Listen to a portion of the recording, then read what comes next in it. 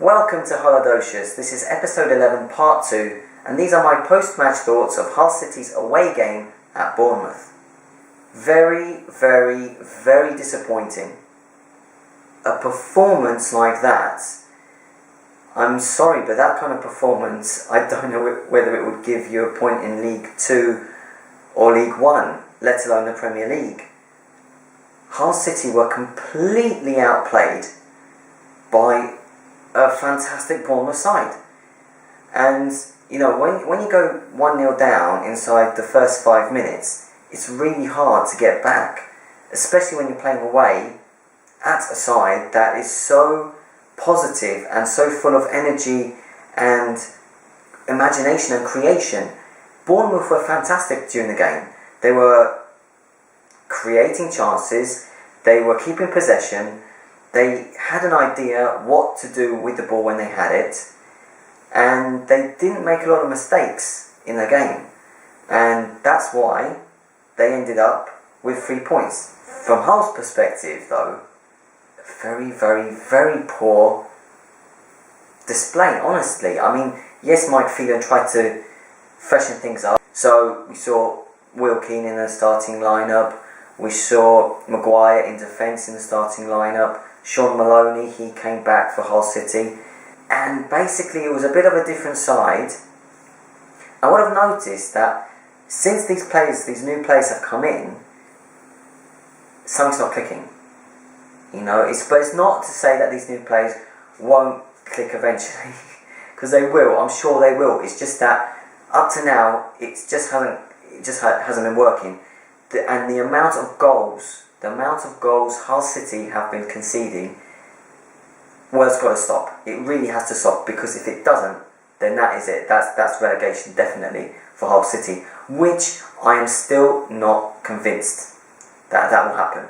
I still think Hull City will claw themselves out of this situation where they're playing games and they're just losing, basically, because they're not just losing as results go, they're losing on the pitch, they're losing performance-wise. There's not enough fights within the ranks.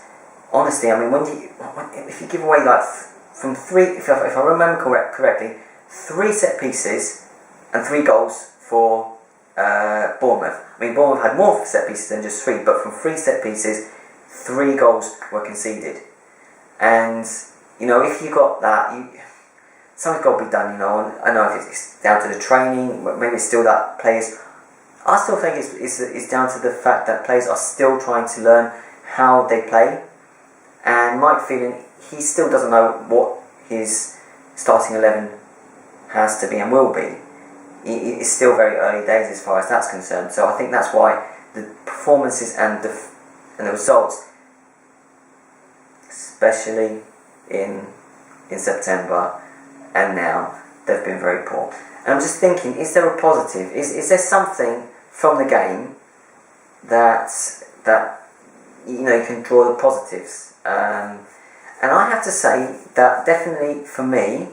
Now, I don't want to really single out too many players here, because I don't think it's fair, because you win a game as a team and you lose a game as a team, or you draw a game as a team.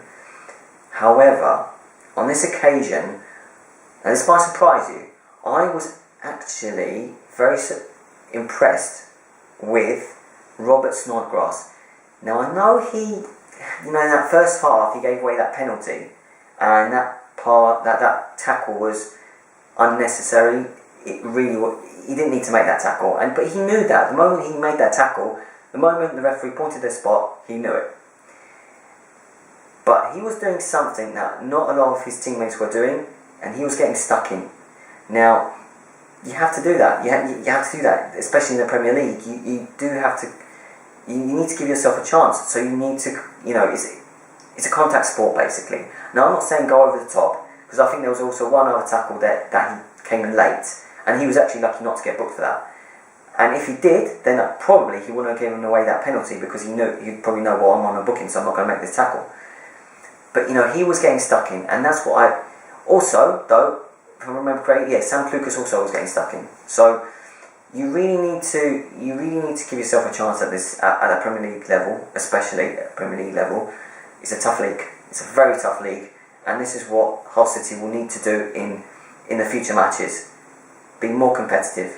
But I think they will. I really do. I just think it's, there was the international break. I think that if it hadn't been for that, some players like Abel Hernandez, who I kind of thought would play, would have probably played. Diomande probably would have started the game. I think he did come on Diomande, but by that time it was game over basically. So yeah, disappointing day at the office, you could say, but be positive. You've got to be positive as Hull City. Definitely got to be positive, and just keep the faith. So you've got to keep the faith that it's going to be good, that in the end things are going to turn around, and I've still got a lot of belief that will happen. Mike Finn is a fantastic manager. Great that he's now the permanent manager. The players will get to know each other even better as the season progresses. I really am optimistic that there will be a turnaround for Hull City. Just like an extra thought, just in case you were wondering, I tried to keep this positive, this video, and that's why I didn't really go into the specifics on how Hull City conceded their goals, how they got their goal. Well, it's 6-1. It does tell the story. The result does not flatter Bournemouth one bit. They were 6-1. You could say 6-1 better than Hull on the day. They could have even had more goals, to be fair. But I just wanted to keep this video very, very positive from a Hull City perspective. Go Tigers!